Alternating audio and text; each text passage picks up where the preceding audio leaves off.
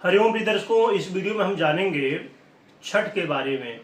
इसे हर छठ कहा जाता है, यह हल छठ भी कुछ जगह कहा जाता है और कुछ जगह है ललिया छठ भी कहा जाता है।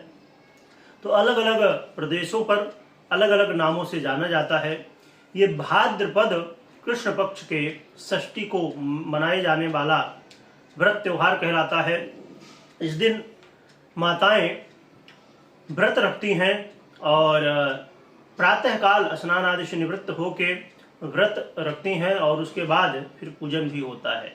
ये व्रत संतान के लिए रखा जाता है। संतान की लंबी आयु, सुख संपत्ति और जीवन में उन्नति प्रगति बनी रहे, तो ये संतान के सुख के लिए, संतान के भलाई के लिए ये व्रत रखा जाता है। तो ये हर छठ या हल छठ जो होती है, इस दिन विशेष रूप से भगवान गणपति, माता गौरी और भगवान कृष्ण के भाई बलराम जी की पूजा होती है और बलराम जी का जो मुख्य अस्त्र है हल, उसकी भी पूजा होती है।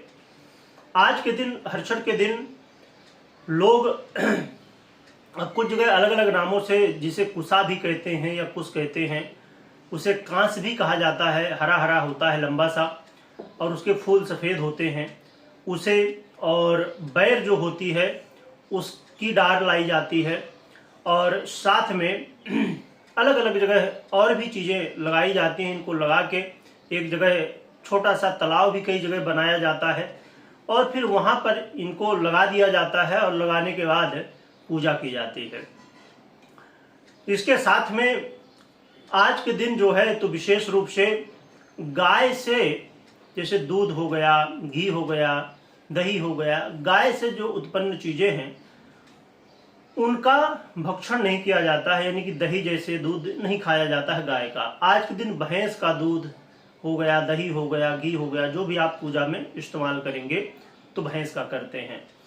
और हल से उत्पन्न चीज़ों को भी, यानी कि जो बोई जाती हैं चीज़ें, हल से जोता जाता है। आज के समय तो ट्रैक्टर चल गया है, परंतु पहले के समय में इसे हल से जो है तो जोया बोता जाता था, खेत वगैरह। तो हल से उत्पन्न चीज़ें, क्योंकि आज हल की पूजा की जाती है, तो हल से जो उत्पन्न चीज़ें उनका भक्षण नहीं किया जाता है। और भगवान गणपति, माता पार्वती, बलराम जी और हल की पूजा करनी चाहिए आपको। स्नान आदि से निवृत्त होकर शुद्ध वस्त्र पहन के और फिर पूजन करना चाहिए। और फिर चंद्रोदय के बाद जो है तो पारण करते हैं। कुछ लोग मध्याह्न काल में या तो संध्या काल में ही, तो आपके यहाँ जो मान्यता हो उसके अनुसार आप पूजा विधान कर सकते हैं।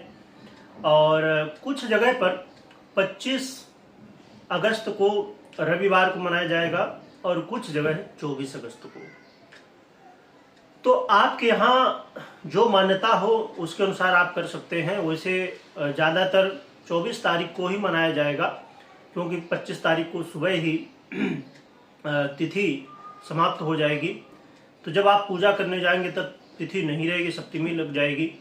तो इसलिए 24 तारीख को यदि मनाएं तो ज़्यादा अच्छा रहेगा। बाकी जैसी मान्यता हो आपके यहाँ उसके अनुसार आप पूजन और जो त्यौहार है उसको मना सकते हैं। तो आज के दिन विशेष रूप से संतान की कामना, संतान के जीवन में सुख शांति हो, उसके लिए पूजा की जाती है, तो अवश्य करें। और आज के दिन बलराम जी की जयंती भी मानी जाती है। छठ को इसी दिन माना जाता है कि बलराम जी की उत्पत्ति हुई थी, तो बलराम जी की भी विशेष रूप से पूजा आज के दिन अवश्य करनी चाहिए। और छठ माता की भी पूजा होती है। छठ माता, माता पार्वती को ही माना जाता है और कई जगह अलग नामों से भी, जैसे, क्योंकि माता के अनेक रूप हैं। तो आप जो है तो पूजन अवश्य करें। और यदि कोई प्रश्न हो तो आप कमेंट में लिख सकते हैं, जिससे फिर पार्ट 2 बना देंगे और फिर आप जानकारी प्राप्त कर सकेंगे। आज के दिन कुछ जगह है जैसे भैंस का दही और महुआ जो होता है वो, तो इसका जो है तो फलहार समझिए किया जाता है, इसको खाया जाता है।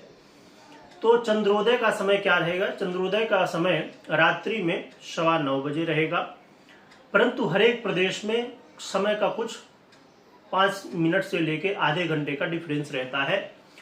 तो आप अपने क्षेत्र में देख सकते हैं चंद्रोदय कब हो रहा है। और कई बार जो पंचांग में समय दिया होता है तो चंद्रोदय तो हो जाता है, परंतु जब चंद्रमा दिखता है तो दिखने में कई बार समय और थोड़ा ज़्यादा लग जाता है, मतलब जो समय दिया गया है चंद्रोदय का उसके बाद में दिखता है।